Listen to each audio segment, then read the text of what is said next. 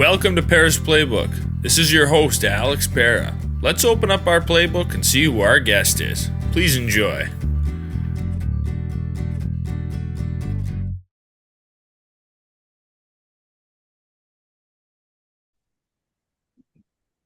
Welcome to episode 222 of Pera's Playbook. Today we've got a special guest, a Christmas episode, if you will. We got Mr. Alexander Folk with us, and he's an actor. He's been in a ton of TV shows and movies. One of them, you can see the poster above his shoulder, Christmas Vacation, for all the fans of that film. And yeah, he's got an infamous line that most of you know, and Yeah, we're going to dive all that into that in this episode, kind of a right. pre-Christmas episode of the podcast. But Mr. Folk, we're happy to have you here. How you doing? Great. It's good to be here, man. It's better to be seen and not viewed. I love it. Yes, sir. Yeah. It was my goal to get somebody from the movie on the podcast. I had to find Oh, somebody. I was sending out wow. messages to people. I got to get somebody because Right. I love the movie so Yeah. much, you know? Oh, yeah.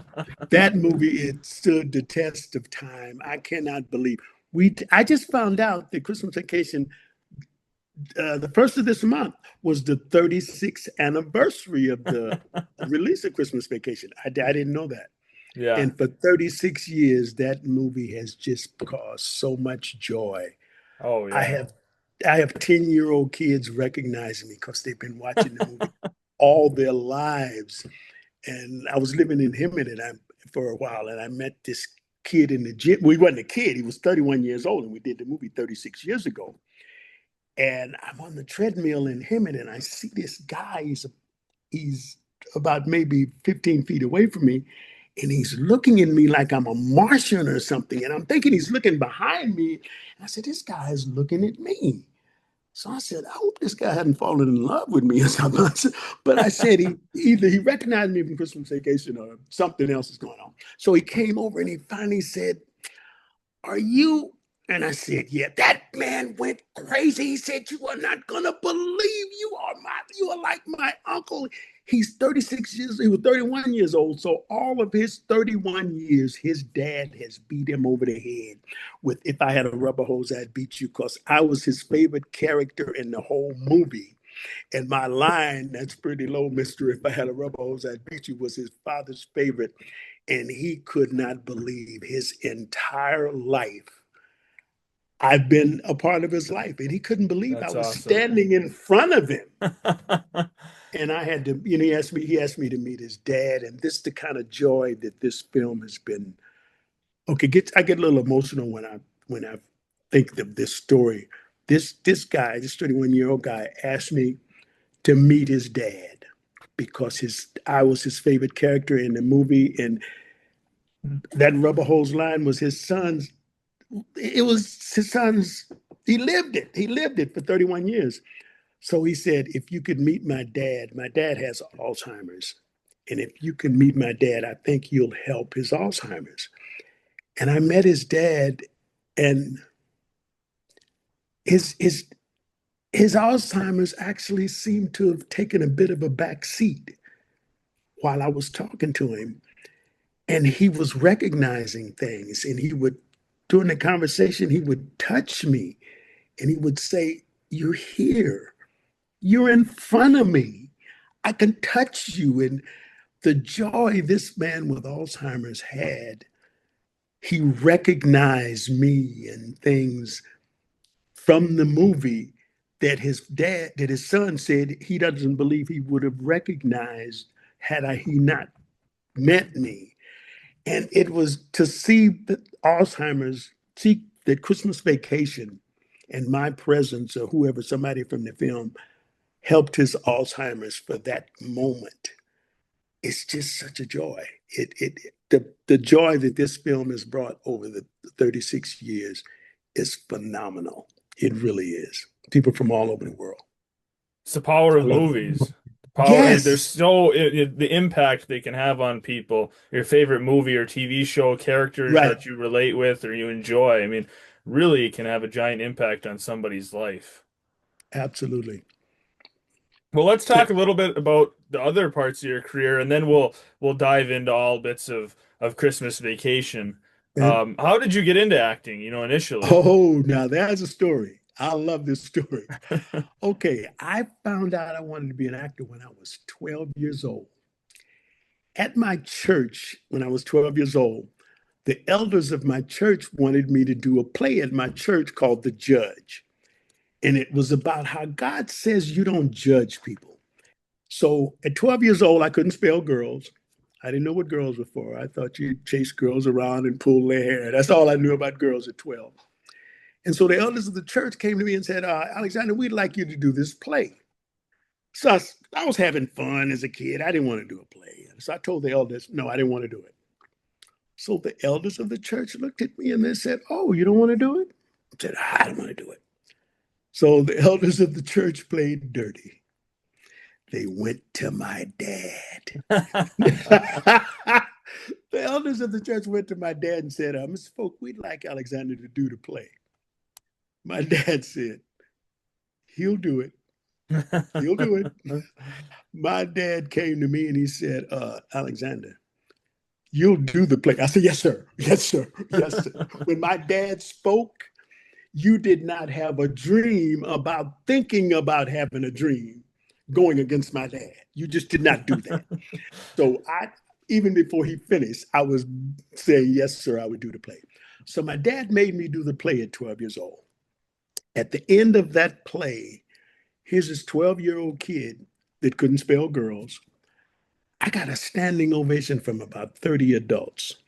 Now, here's this 12-year-old kid, and I will be 80 years old in May. I can think back to that 12-year-old kid getting a standing ovation from about 20 or 30 adults. That was the greatest feeling ever for a 12-year-old kid.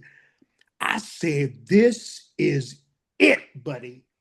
I don't want $1 billion. I'll starve. I'll sleep in a trash can. I'll do whatever I have to do. Nothing on this planet is going to stop me from being an actor. That's when I found out I wanted to be an actress. Nothing's going to stop me. But not too long after I decided I wanted to be an actor, I found out about girls. Oh my God. Found out about girls. Boy, my whole universe, not my world, my whole universe changed. I and I was so stupid. This is a true story. I was so stupid at 12. I really thought I had to give up one for the other.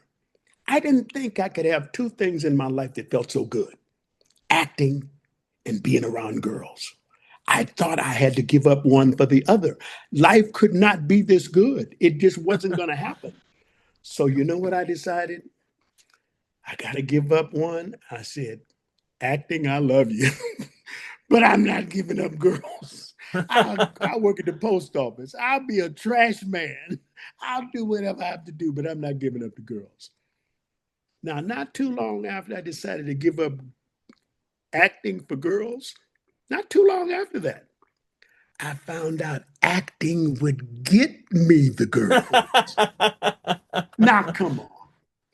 What choice do I have? That is why almost 80 years later, I'm still doing some acting. I wrote a couple of scripts. I got a script about some, in the 40s. I'm trying to get done and trying to get a commercial going. So I wrote a couple of books, but now acting to this day, I'm still want to do acting. That's how I wound up being an actor. I I love it. doing a play at my church, and then I found out acting would get me the girls. And a play So that I you have didn't no want to choice. do, a play that Yeah. you were kind of forced into, and then it ends up being your Yes. life. When I found out about the girls, I didn't have to be forced anymore. I knew where I was going to do, without Sign a me doubt. up. Yeah, yeah, yeah. You better believe it. Yes, sir. Yes, indeed. And I've had a blast for over 50 years, man. And man, I've had a blast. I would have paid them. I really would have paid them, and they're still paying me. You're Christmas right. Vacation is still paying me and other things, but Christmas Vacation is the one that's really paying. Yeah. At 36 years later, it's amazing. Like, I can't see doing anything else. I love it.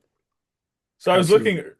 early in your acting credits, and you were a bar patron on some episodes of Cheers. Yes, yes. Now that was a blast.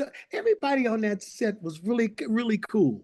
I mean, and do you know it took me a while to realize Woody Harrelson was on there? I had worked on the show, and then it was years later when Woody Harrelson became Woody Harrelson. And then I noticed, wait a minute, he was the guy on Cheers. I didn't even know that. But Cheers was a blast to work on. It really was. Yeah. So were you just in the background of At that different time, yes. scenes? At that time. At that time. Yeah, I did stunts for a while and I did non-union for a while. Then in 1980, I got my Screen Actors Guild card in 1974. Then I got this in the Screen Extras Guild in 1980 to be a double for Ben Vereen on show 10 Speed and Brown Shoe. Then they got rid of the Extras Guild and joined it with the Actors Guild and been in it for over 50 some years. Yeah. When you were on Cheers, did you get to meet like Norm and all Oh, the oh actors, yeah. everybody? Oh yeah. Oh yeah. Oh yeah. That's the other thing about being in the movies. You get to meet some of the greatest people. And people have asked me, well, who was the worst actor or actress that I worked with or met? I really can't think of any because now my theory about that is if you're having fun at what you're doing, you can put up with certain things. And I was having fun. I mean, I when you're having fun, things just don't really bother you. And I was doing what I loved, so the other part of it, I didn't even pay any attention to it. I'm having fun. So I Yeah. can't think of any of it. So some of them were kind of crazy. I mean, were lovingly crazy, but Yeah. I loved it. Yeah. I can't think of any of that I would say I hated or anything. Yeah. That's good because I'm sure there are some people who had negative, Yeah. interactions with actors in their careers. So for you to go through that many movies and TV shows and say, no, Yeah. I can't really think of somebody. I mean, that's a pretty good thing. And the other part of that is what people don't understand. A lot of people don't understand.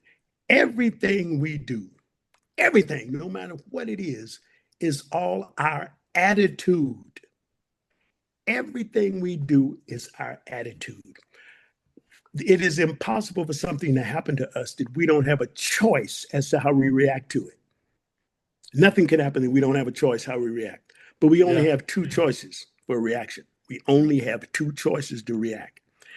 Whatever happens, you can react intelligently, and you will always reap the benefits of an intelligent response. Always. Or your only other choice to react, nothing in between, you can react like an idiot and you will always suffer the consequences of an idiotic reaction.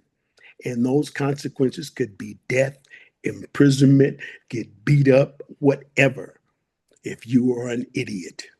And it's just so simple to be intelligent.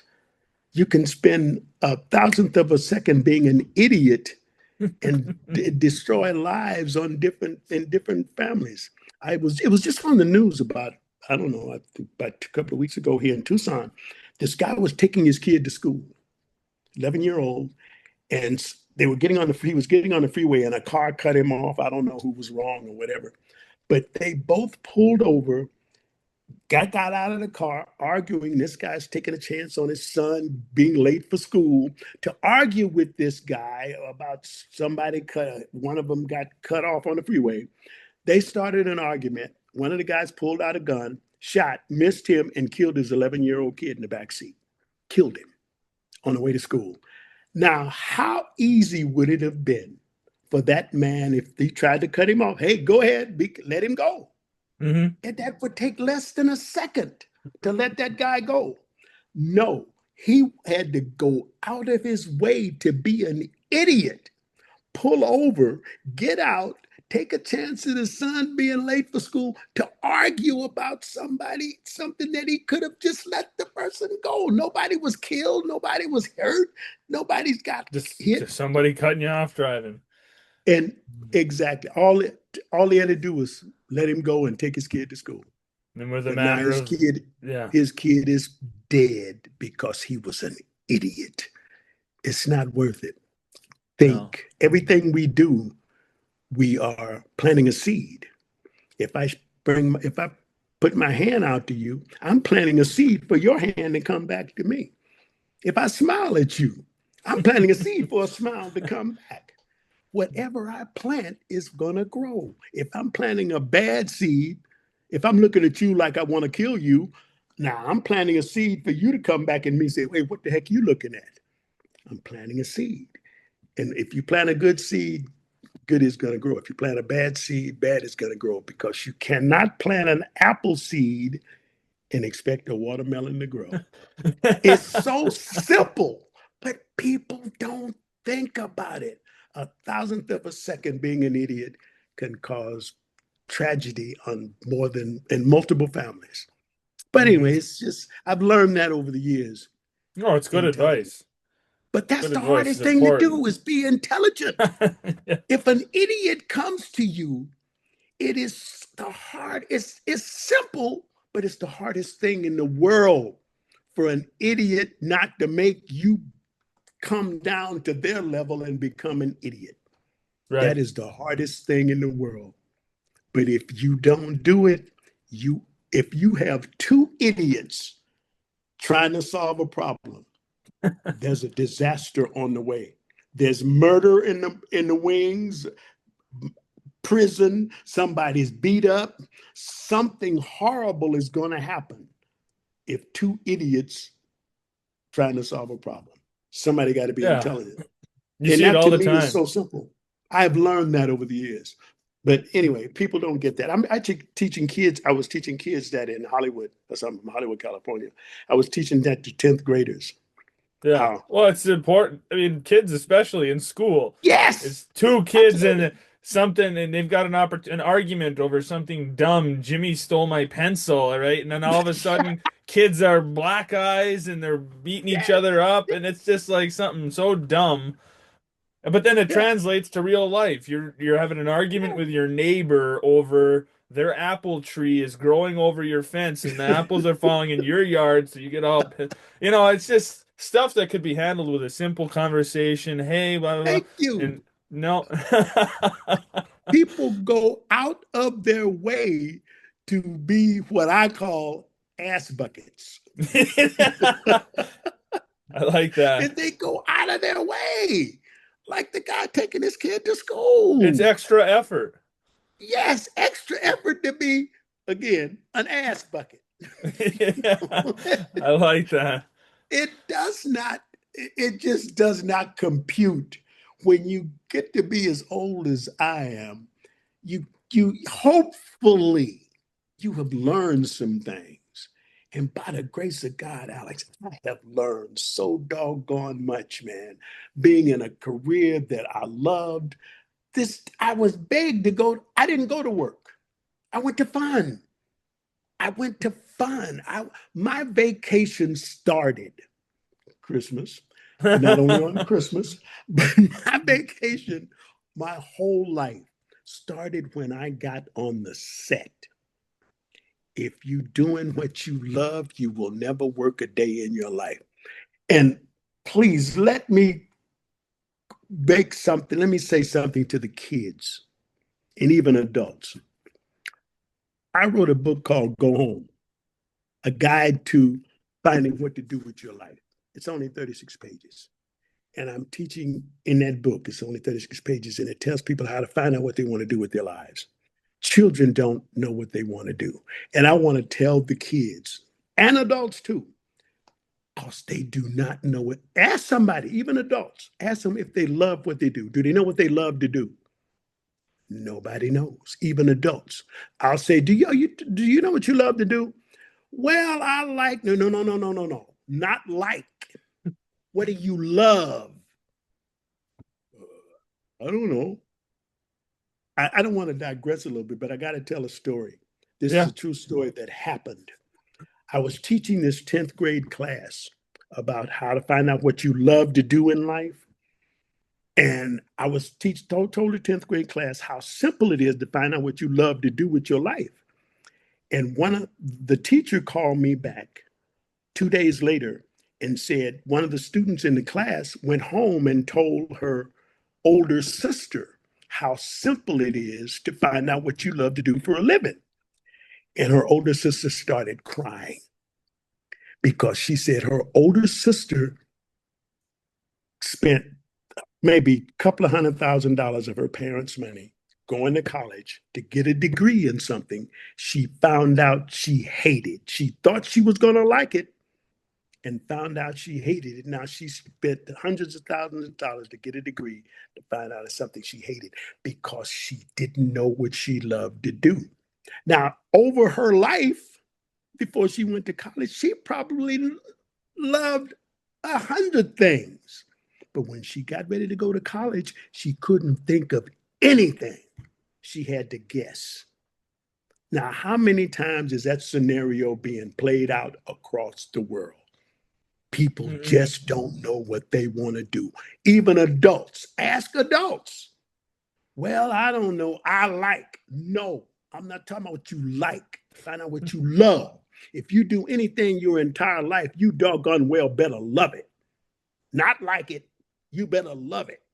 Not do it because it pays $1 more a month. You better love it. But how you do that, and I'm going to get off of this, but it's all in this book, Go Home, on it's on Outskirts Express. Well, you kids, while you're growing up, you have a phone, you talk on your phone all the time. Think of your future right now. Think of kids, start thinking of your future now. Don't wait till you get ready to go to college and then you got to guess. Start thinking of your future right now. When you find out you love something, put it in your phone, make a list, and make a duplicate of the list. Don't ever lose that list. Put it in your phone. Do wherever you have to put it wherever you have to do. And everything you love, no matter how simple it is. If you like vacuum cleaners, you may want to create vacuum cleaners when you grow up. No matter how stupid it is, if you love it, put it on your list. After you put that on the list, let's say you get ready to go to college. If you do that for a few years, you're going to have a nice list of things you love. And when you're looking for a living, something you're going to get in the job market, look on that list. That list is you. That is what God gave you and nobody else. That's where you look for the things you love. That's where you look for your occupational home is on that list because everything on that list is you. You've been doing it for free all your life because you love it. You love it, so you've been doing it free. And going into a profession with it and you make money at it, something you love. I made money for 50 years over and still making money. It's something I would have paid them to do.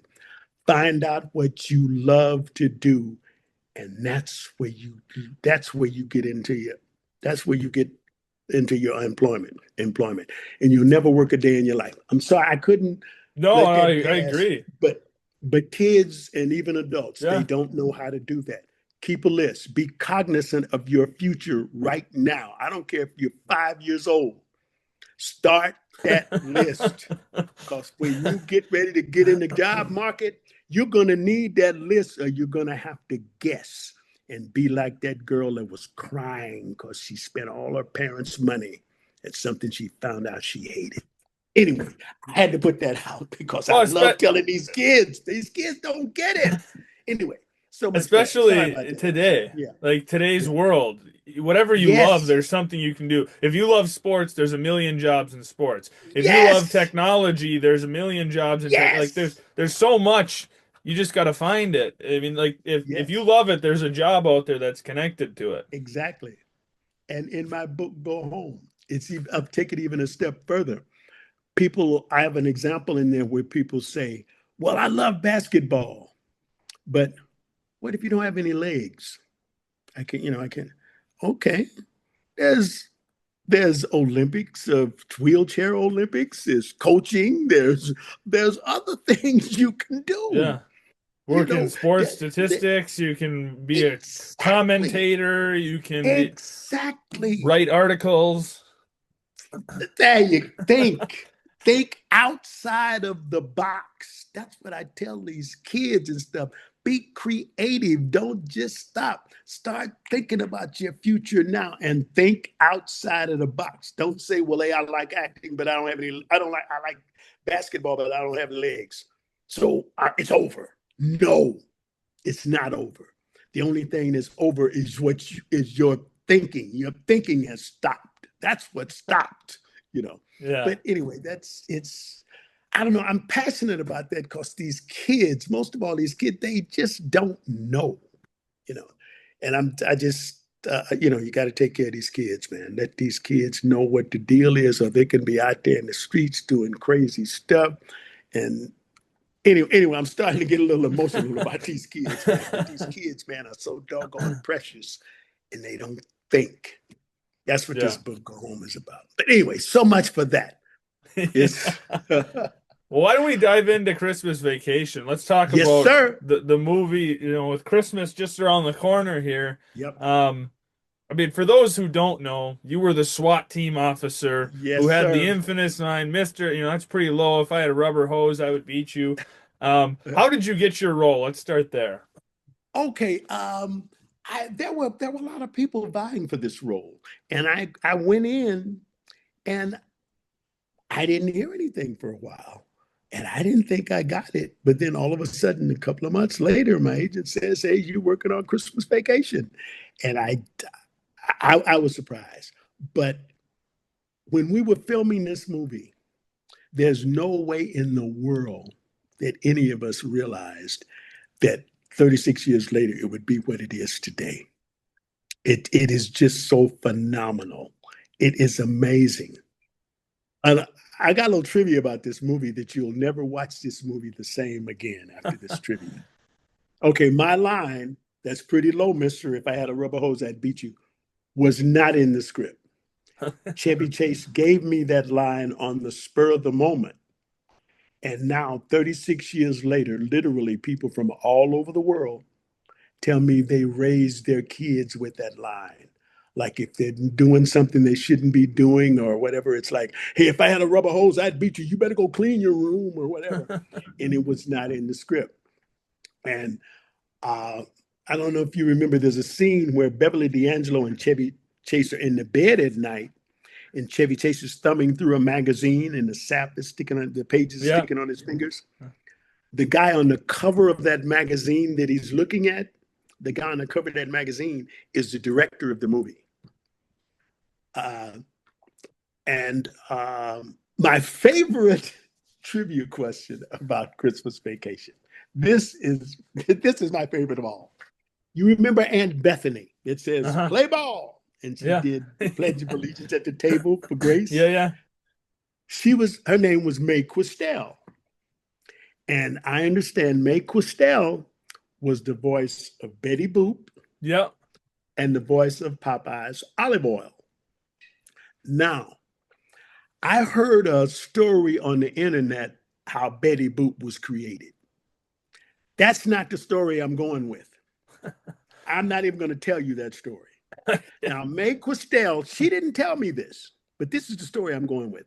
Two people on the set told me how Betty Boop was created. They said Betty Boop was created in 1938. And they said in 1938, Mae Questel was hot. They said she was a looker buddy. So they said because of her voice, she was hired to do a voice of a cartoon dog in 1938. And they said she got on the set to do the voice of the cartoon dog. And the producers stepped back, looked at her, and said, oh, no, baby, you're not going to do a dog. They threw out the dog, made a caricature of her and her body, which became Betty Boop. Now that's the story I'm going with. I don't care what anybody says. But if I could hang out with Betty Boop and Jessica Rabbit, draw me, please. I never want to be a human being. If I could hang out with Betty Boop and Jessica Rabbit, they were quite ladies, some pretty nice ladies. Yeah, Ladies like that don't exist. right. But yeah, those Betty Boop and Jessica Rabbit are my kind of ladies. But anyway, yeah, that's just and let me see what else attribute. The house Chevy Chase is putting the lights up on was not a house at all. It was all in the back lot of Warner Brothers Studios. Those were all fronts for houses. And the house next door, the couple lived in the house next door. Hey, bend over, I'll show you. Yeah.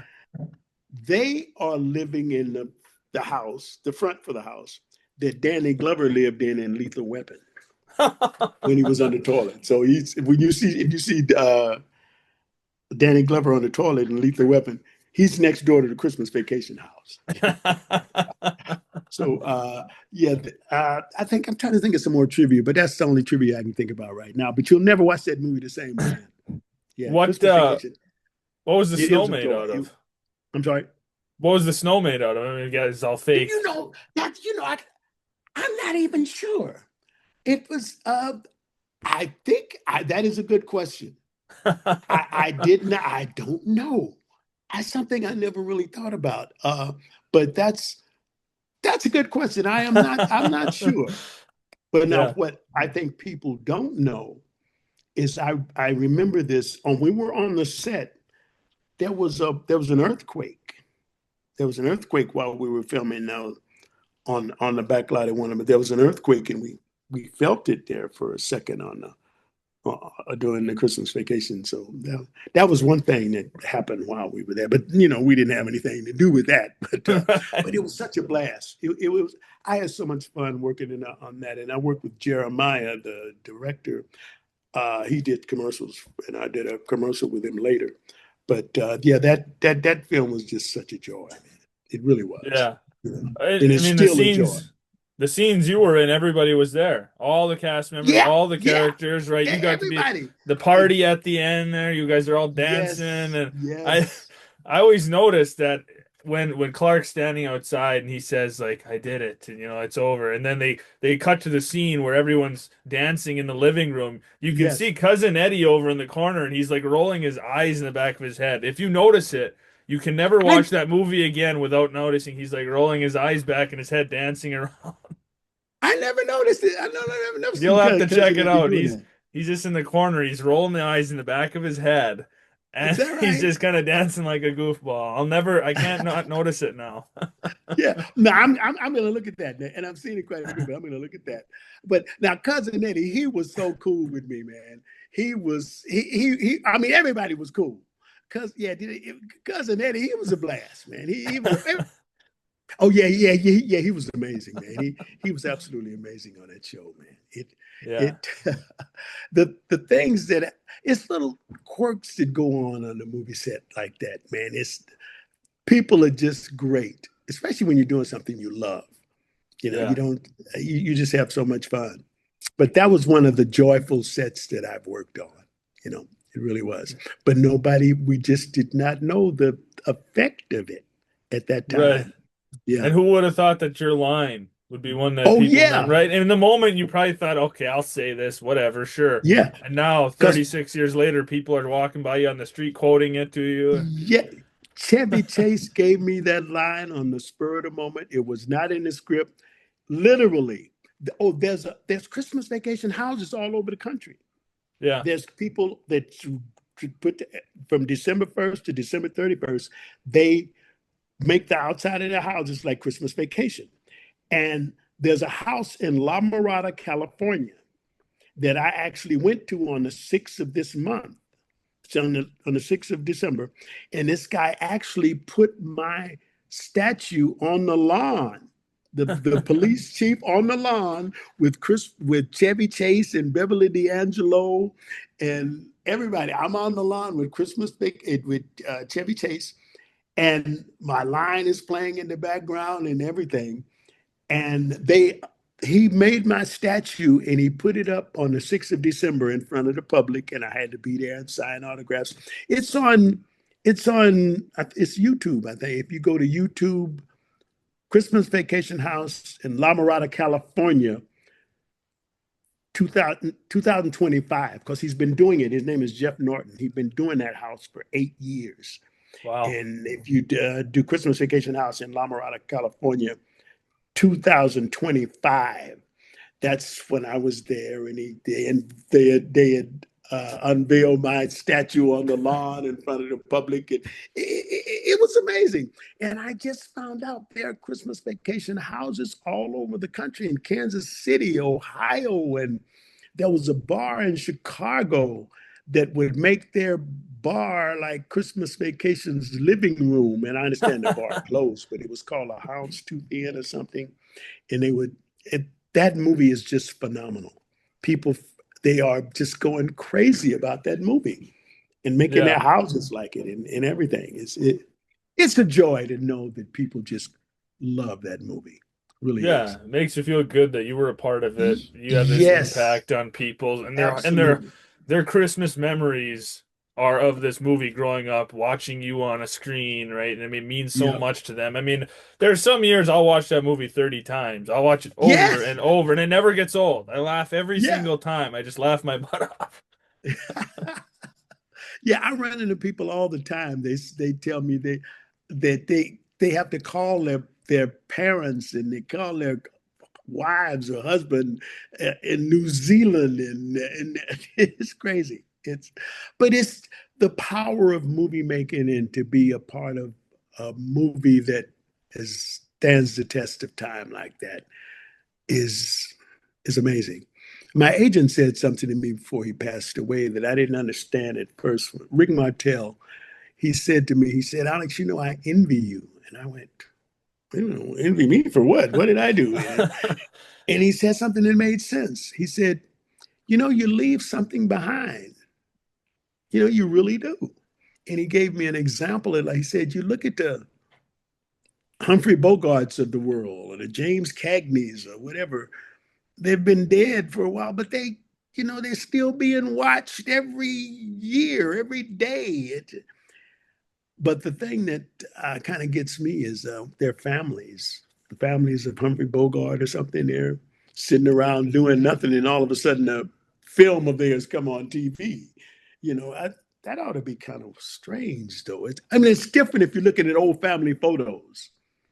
But if you're at a barbecue and then there happen to be a TV on, and then all of a sudden out of nowhere your grandfather comes up on the screen, that should be, I don't know, that I don't know how that would play. But hey, it is what it is. But life is great. It is what it is. Yeah. Yes, indeed. Would you say that Christmas Vacation was the favorite movie you ever worked on? Yes, without a doubt. Yes. Yes, because it has stood the test of time. I was Jennifer Hudson's father in Dreamgirls when she won an Oscar. I've done other things and worked with some really nice people, but that movie, Christmas Vacation, is the highlight of my film career Yeah, you because worked with a lot of great actors. in every single Christmas, Yeah. over and over, people tell me they watched that movie 10, 15 times a Christmas season. Oh, two people told me their dogs love Christmas Vacation. Two people told me that. And at the house, if you when you go to, I don't know if it's on this. I have pictures of it, but I don't know if it's on the tape of the Christmas Vacation House in La Mirada, California, 2025. I don't think it's on there. But a lady, when I was signing autographs at the Christmas Vacation House in La Mirada, California, a lady brought her kitten. It was probably the kitten looks like the kitten was probably 2 or 3 days old. She had this small kitten in a sock, basically, a warm sock. She said she wanted to come and take a picture with me because she told her kitten that she was, true story.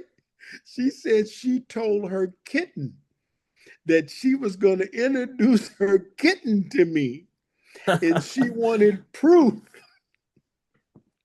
She, wa- she wanted proof to her kitten that she had introduced the kitten to me. So we had to take a picture with her and her kitten, and she had me hold the kitten so we could take a picture with the kitten. Cute little kitten in this little Yeah. sock and everything. And, and I had to sign some rubber hoses. Some people came with the rubber hoses. I had to sign them.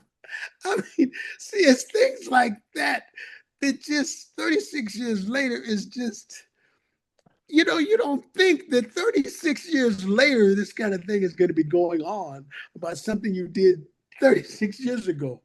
You would think I did that 36 years ago, so let it go. But the public will not let that go. They Yeah. really will not. And it is amazing. It'll I live am on. having a blast with it. I am having such fun with that movie. It's That's amazing. awesome. So, yes, that is the highlight of my career. Yes. I can't see doing anything that would top that right now because it's Yeah. still just have so much fun and continue to have fun. Yeah. Yeah. But presidents get to hold babies and you got the kitten. Yeah. Yes, yes, yes, yes. Yes, indeed, man. Yes, indeed. Well, I love Awesome. it. I Well, like that. Mr. Folk, I appreciate you coming on the podcast. It's been a Oh, pleasure talking with you, especially oh, totally. perfect timing with Christmas around the corner. Oh, yeah. Totally my pleasure, man. Totally my pleasure, man. I'm Yeah. at, see what I'm saying? It's fun like this. This is what I'm talking about. Yeah. This is great. Yeah. This is great. It is awesome. It, Yeah. yeah. I really Well, appreciate it. Well, Merry Christmas to you and hey, Merry right Christmas back to to all the you. Right listeners. back to you. Absolutely. And God bless. Stay safe out there, man. Stay safe Yeah. out there. And God bless. Happy New Year. Merry Christmas. All that good stuff. All the good And, stuff. and I really do. I have a rubber hose in my trunk. So be careful. If I had that rubber hose, I wouldn't beat you. I wouldn't beat you. But I don't know. I might have to beat you because you actually took my name. I've been Alex for 80 years. But you're a much better Alex, man. Much better. Much better. Appreciate it, man. But hey, thank you much. I really appreciate you, man. I Yeah, really no, I do. appreciate you. It's been a Yeah. pleasure. Hey, totally. Thanks for listening. Please stay tuned for more episodes soon.